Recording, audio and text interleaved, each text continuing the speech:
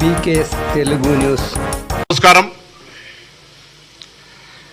నిన్నటి నుండి భారత ప్రధానమంత్రి నరేంద్ర మోడీ గారి ప్రకటనలు, భారతీయ జనతా పార్టీ కేంద్ర ప్రభుత్వంలో ఉన్నటువంటి మంత్రుల ప్రకటనలు, జిఎస్టికి సంబంధించి పేదలకేదో బాగా లబ్ధి చేసినామని చెప్పుకునేటువంటి మాటలు చూస్తూ ఉంటుంటే దయ్యాలు వేదాలు వల్లించినట్టుగా అనిపిస్తూ ఉంది. జిఎస్టీ తెచ్చిన నాడే గత 8 సంవత్సరాల క్రితం రాహుల్ గాంధీ గారు స్పష్టంగా చెప్పినారు, ఇది గబ్బర్ సింగ్ ట్యాక్స్, పేద ప్రజలను దోచుకోవడానికి తెచ్చినటువంటి విధానం అని చెప్పి, ఒకవేళ ఒకే పన్ను ఒకే దేశం అనే విధానం అయితే అందులో పెట్రోల్ డీజిల్తో సహా ఎల్పిజి అన్నీ కూడా కలపమని అనేక సందర్భాల్లో దేశం మొత్తం మీద ముఖ్యమంత్రులతో సహా అన్ని రాజకీయ పార్టీలు డిమాండ్ చేసినప్పటికీ కలపనటువంటి విధానం, ఆఖరికి శవపేటికల మీద కూడా జిఎస్టీ విధించి పిల్లలు తినేటువంటి చిన్న ఆహార ధాన్యాలు పాలతో సహా మనం స్వాతంత్రం వచ్చినప్పటి నుండి ఏ గాంధేయ పద్ధతిలో పోరాడినటువంటి వస్త్రాలకు సంబంధించినటువంటి మొట్టమొదటిసారి జిఎస్టీని విధించి, జిఎస్టీ అనేటువంటిది దేశ ప్రజలను దోచుకోవడానికి కేంద్ర ప్రభుత్వం ఉన్నటువంటి ఒక ఆయుధంగా వ్యవహారం చేసినారు. నేనే మాట అనడంలే. గత 6 నెలల కింద మన ఆర్థిక శాఖ మంత్రి తెలుగు బిడ్డ నిర్మలా సీతారామన్ గారు చెప్పినారు, 6 నెలల్లో 22 లక్షల కోట్ల ఆదాయం వచ్చిందని.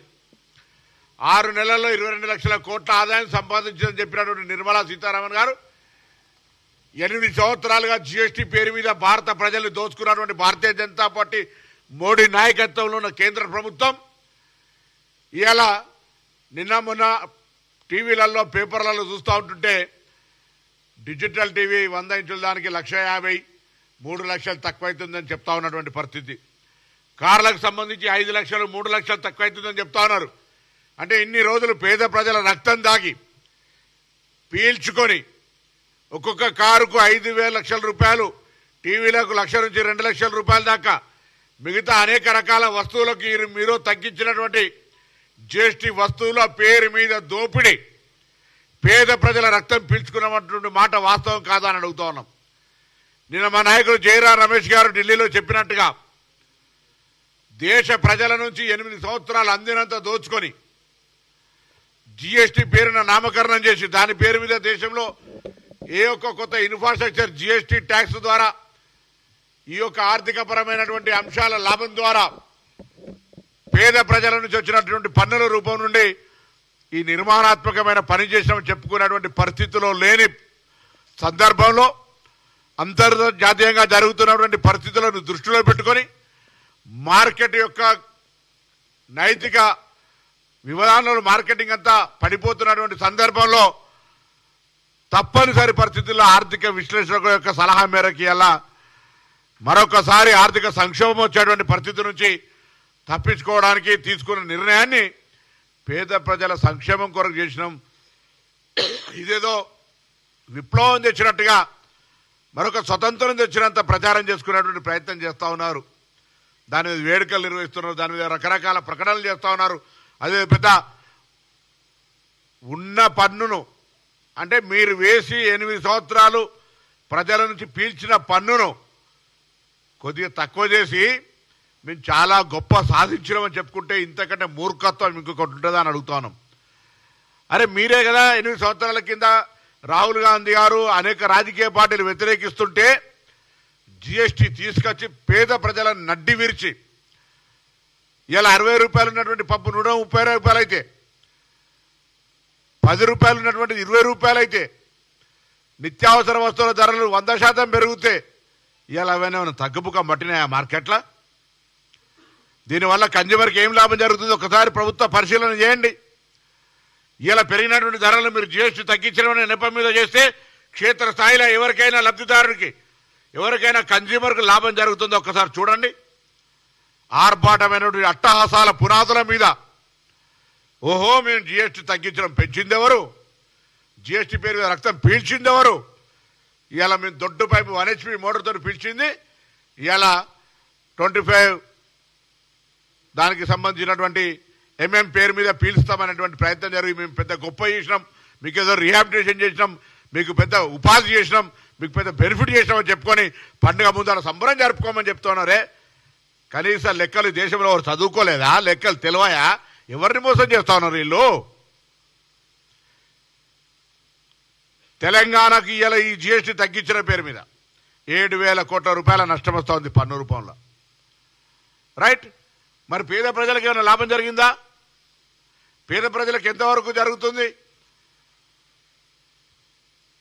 దాని గురించి ఆలోచన చేసేది లేదు. రాష్ట్ర ప్రభుత్వాలు ఎవరికైతే వాళ్ళే, ఈ దేశం ఒక రాష్ట్రాల కూడికకు సంబంధించి, ఒక రాష్ట్రాలకు సంబంధించినటువంటి 29 రాష్ట్రాలతో ఉన్నటువంటి దేశం ఇది. ఫెడరల్ సిస్టంలో ఉన్నాం మనం. రాష్ట్రాలకు సంబంధించినటువంటి పట్టింపు లేదు. ఆర్థికపరమైన అంశాల మీద ప్రభుత్వాలు సహకారం అందించేది లేదు. అందులో ఒక కాంగ్రెస్ పార్టీ పక్షంలో ఉన్నటువంటి అధికారంలో ఈ ప్రభుత్వానికి భారతీయ జనతా పార్టీలో లేం కాబట్టి పూర్తి వివక్షపూరితంగా బడ్జెట్ కావచ్చు, నిధుల కేటాయింపు కావచ్చు, అభివృద్ధికి సంబంధించి కావచ్చు, అన్ని రకాలుగా ఇవాళ తెలంగాణకు అన్యాయం చేస్తున్నటువంటి పార్టీ ఇది కేంద్ర ప్రభుత్వం. బాధ్యత లేనట్టుగా వ్యవహరిస్తూ ఉంది. తెలంగాణ మా భారతదేశంలో అంతర్భాగం కాదన్నట్టు వ్యవహరిస్తూ ఉన్నది. ఇది కూడా ఆలోచించాల్సిన అవసరం ఉంది తెలంగాణ ప్రజలు. ఆనాడు జిఎస్టీ పెట్టినాడే వ్యతిరేకించిన party Congress party. Gabbar Singh tax GST అంటే పేద ప్రజలకు రక్తం పిలవడానికి గబ్బర్ సింగ్ ట్యాక్స్ పేరు మీద నరేంద్ర మోడీ పెట్టినటువంటి విధానం ఇది. ఇలా దాన్ని ఏదో తగ్గించి గొప్ప పరిపాలన మార్పు చేసినాం, పేద ప్రజలకు న్యాయం చేసినాం, పండుగ జరుపుకోమని చెప్తున్నటువంటి విధానాన్ని కాంగ్రెస్ పార్టీ పక్షాన తీవ్రంగా ఖండిస్తా ఉన్నాం. ప్రజలకు అర్థమయ్యే విధంగా చెప్పే ప్రయత్నం చేస్తాం. తప్పకుండా ఇది బీజేపీ మోసపూరిత విధానాలల్లా ఒక లేటెస్ట్ ఏఐ మోడల్, మారుతున్న కాలానికి అనుగుణంగా ఏఐ మోడల్లో మసిపూసి మారేడుకాయ చేసేటువంటి విధానంలో ప్రజలు మోసం చేస్తూ ఉంది. టెక్నాలజీ పేరు మీద, అంటే ఇంతకుముందు జిఎస్టీ మీద వసూలు చేసి ఇప్పుడు చేయమంటే వాళ్ళ గొప్ప మెహర్బానీ చేసినట్టు ఫీలింగ్ ఇచ్చే ప్రయత్నం చేస్తూ ఇది పొరపాటు అని తెలియజేస్తాను. అందుకే రాష్ట్ర ప్రభుత్వం పక్షాన అధికారులతోటి, మంత్రివర్గంలో ఇతరత్ర అనుభవజ్ఞులైనటువంటి ఆర్థిక నిపుణులతో సలహాలు తీసుకొని దానికి సంబంధించిన ఆలోచన చేస్తాం. కానీ ఫెడరల్ సిస్టంలో కేంద్రము బాధ్యతారాహిత్యంగా వ్యవహరించేటువంటి అంశం వల్ల ఇటువంటి ఆర్థికపరమైన ఇబ్బందులు రాష్ట్రాలకు ఏర్పడ్డప్పుడు కేంద్రం పెద్దన్న పాత్ర పోషించి ఆ రాష్ట్రాలకు అండగా ఉండాల్సినటువంటి పరిస్థితి. కానీ రాజకీయ దురుద్దేశంతో అధికార పక్షం ఇక్కడ కాదు, ప్రతిపక్ష పార్టీ అయినటువంటి కాంగ్రెస్ పార్టీ తెలంగాణ రాష్ట్రంలో అధికారంలో ఉందని వివక్షపూరితంగా వ్యవహారం చేస్తా ఉన్నాడు. ఇది మనం ప్రత్యక్షంగా ప్రస్ఫుటంగా గమనిస్తా ఉన్న. పక్కన ఆంధ్రప్రదేశ్ రాష్ట్రానికి ఇస్తున్న నిధులు, తెలంగాణకు ఇస్తున్నటువంటి నిధులు. ఇవాళ మన దగ్గర తిరుపులార్ రీజనల్ రింగ్ రోడ్డు సంబంధించి, మెట్రో విస్తరణకు సంబంధించి, గోదావరి జలాలు హైదరాబాద్ తీసుకొచ్చేటువంటి అంశానికి సంబంధించి, ఇంటర్నల్ ఇన్ఫ్రాస్ట్రక్చర్ ఇంప్రూవ్మెంట్కి సంబంధించి, ఎడ్యుకేషన్ ఇన్స్టిట్యూషన్స్ ఇంప్రూవ్మెంట్కి సంబంధించి, ఇండస్ట్రియల్ డెవలప్మెంట్ గ్రోత్కు సంబంధించి, ఐటీకి సంబంధించినటువంటి అనేకమైనటువంటి అభివృద్ధి తీసుకురావడానికి సంబంధించిన అంశాల లోపల కేంద్రం పూర్తిగా వివక్షపూరితంగా వ్యవహరిస్తూ ఉంది. అయితే సొంత రాష్ట్రం గుజరాత్, లేకపోతే ఇవాళ ప్రభుత్వానికి 11 నెంబర్గా కాళ్ళలాగా నిలబడడానికి అవకాశం ఇచ్చినటువంటి ఆంధ్రప్రదేశ్కో బీహార్కో తప్ప, ఎన్నికలున్న బీజేపీ ప్రాంత రాష్ట్రాల్లో తప్ప ఎక్కడ కూడా నిధులు కేటాయించే ప్రయత్నం జరుగుతలేదు. ఆ విధానంలో తెలంగాణకు పూర్తిగా అన్యాయం జరుగుతూ ఉంది. మరి అటువంటి విషయం లోపల 7,000 కోట్ల నష్టానికి తెలంగాణ నుంచి ప్రాతినిధ్యం వహిస్తున్నటువంటి మంత్రులు ఏ విధంగా తెలంగాణను ఆదుకోవడానికి ప్రయత్నం చేస్తారో చెప్పాల్సిన బాధ్యత ఈ రాష్ట్రం నుంచి ప్రాతినిధ్యం వహిస్తున్న కేంద్ర మంత్రులపై ఉంది అనే మాట కూడా తెలంగాణ ప్రభుత్వం పక్షాన, ప్రజల పక్షాన ఆ ఇద్దరు మంత్రులకు కూడా తెలియజేస్తా ఉన్నాం.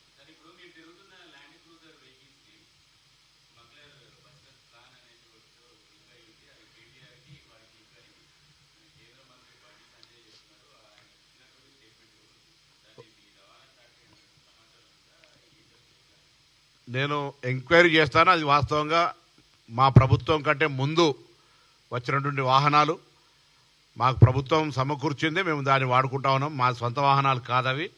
అటువంటి ఒక స్మగ్లింగ్ వాహనాలు అయితే తప్పకుండా రవాణా శాఖ తరఫున తగిన చర్యలు తీసుకుంటాం.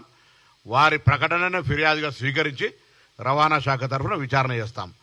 కానీ ప్రభుత్వంలో బాధ్యత గల ప్రభుత్వం ఆ వాహనాలకు సంబంధించిన వ్యవహారంలో నాకు ఫైండింగ్స్ అంటే దానికి సంబంధించినటువంటి పూర్తి వివరాలు తెలివాయి కాబట్టి నేను ఎక్కువ చెప్పడం లేదు. కానీ ఒకవేళ అటువంటి స్మగ్లింగ్ వాహనాలు కొని ఉంటే అది బరాబర్ పొరపాటే.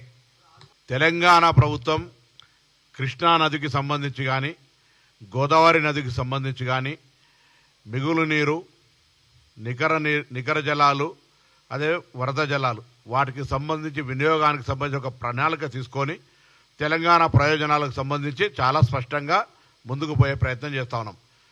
రాజకీయ పార్టీలను కోరుతా ఉన్నా, అంతర్గతంగా Bharatiya Janata party, TRS party, Congress party, CPI, CPM, ఎంఐఎంలు ఎవరైనా ఇంటర్నల్ పొలిటికల్ ఫైటింగ్ జరగనియండి.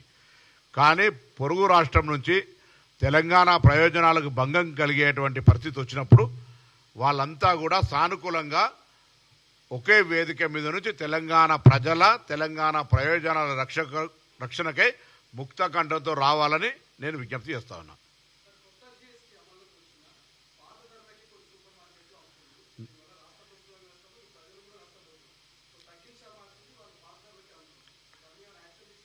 మీరు ఆలస్యంగా వచ్చి నేను చెప్పింది అదే. ఇవాళ మీరు 38 సంవత్సరాల నుంచి రక్తం పీల్చినట్టు పీల్చి మనం జనరల్ బ్లడ్ టెస్ట్ చేస్తాం. రక్తం ఎక్కిన తర్వాత దూది స్టిక్కర్ వేయకపోతే రక్తం అట్లనే బయటకు వస్తుంటుంది. అట్లనే ధరలు దక్కించడం అని చెప్పి ఏం నియంత్రణ లేకపోతే అదే ధరకు అమ్ముతారు. భారతీయ జనతా పార్టీ విధానం అట్లా కనబడతా ఉంది. మేము జీఎస్టీ తగ్గించడం పండుగ జరుపుకోమంటారు, క్షేత్రస్థాయిలో అది లేదు అనే చెప్పడానికి ప్రయత్నం చేసిన.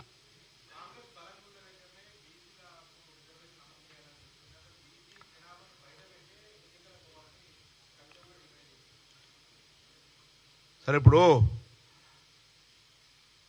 రాజకీయ ప్రకటనలు ఉనికి కోసమో వాళ్ళ యొక్క ఐడెంటిటీ కొరకో చేస్తే దానికి సంబంధం నేను రెస్పాండ్ కావడం పొరపాటు. ప్రభుత్వము ట్రాన్స్పరెంట్గా, చట్టపరంగా, న్యాయపరంగా, పద్ధతి ప్రకారం, ప్రజాస్వామ్య ప్రకారం చట్టసభల్లో ఉన్నటువంటి విధానాలు, హక్కుల మేరకు మా ప్రయత్నం కొనసాగుతుంది. ఇంతకంటే మెరుగైన విధంగా చేయొచ్చు అని చెప్పగలిగే వ్యక్తులు ఎవరున్నా నేను బహిరంగంగా ఆహ్వానిస్తా ఉన్నాం. వాళ్ళు సమయం ఇస్తే పోయి కలిసి వాళ్ళ నుంచి విషయం స్వీకరణ చేయడానికి కూడా నాకేం సిద్ధం లేదు, నాకేం అభ్యంతరం లేదు. కానీ రాజకీయ కోణం నుంచి ఆలోచన చేస్తే నేను అంతకంటే కరడు కట్టిన కాంగ్రెస్ వాదిని గట్టిగా జవాబు చెప్పగలుగుతాం. మా పార్టీ కానీ మా ప్రభుత్వం కానీ బలహీన వర్గాలకు న్యాయం చేసే అంశానికి సంబంధించి చిత్తశుద్ధితోటి పద్ధతి ప్రకారంగా ప్రభుత్వం పక్షాన రిజర్వేషన్లు ఇచ్చేటువంటి ప్రక్రియకు ముందుకు పోతా ఉంది. మిగతా ఇంకేదైనా సబ్జెక్ట్ ఉంటే మళ్ళొక రోజు ప్రెస్ కాన్ఫరెన్స్ చేస్తాం. ఇవాళ దయచేసి జీఎస్టీ పేరు మీద 8 సంవత్సరాలు గబ్బర్ సింగ్ ట్యాక్స్ పేరు మీద దోచిన విధానం, ఈరోజు ట్యాక్సులు తగ్గించడం పండుగ చేసుకునేటువంటి విధానం తప్పు. ఎక్కడ కూడా ఆ ప్రభావం లేదు.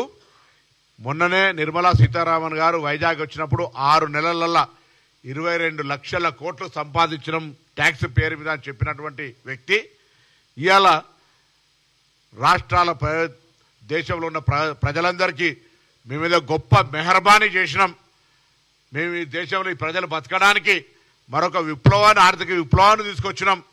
ఆనాడు ఇందిరాగాంధీ గారు ఇచ్చిన గరీబీ హఠావోనో లేకపోతే పేదరిక నిర్మూలనకు చేసినటువంటి పెద్ద విప్లవాత్మక కార్యక్రమం చేసినట్టు చెప్పుకునే ప్రయత్నం చేస్తున్నారు. ఇది దురదృష్టకరం.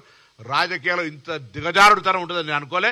8 సంవత్సరాలుగా రక్తం పీల్చినట్టు, నేను 1 HP కాదు, హెచ్పీలకు అన్లిమిటెడ్ రక్తం పీల్చి ఇప్పుడు దాన్ని ఏదో స్ట్రీమ్ లైన్ చేస్తున్నాం, ఇక మీరు పండుగ జరుపుకోని అని చెప్తే అంతకంటే మూర్ఖత్వం లేదు, దీనికంటే దురదృష్టకరం లేదు.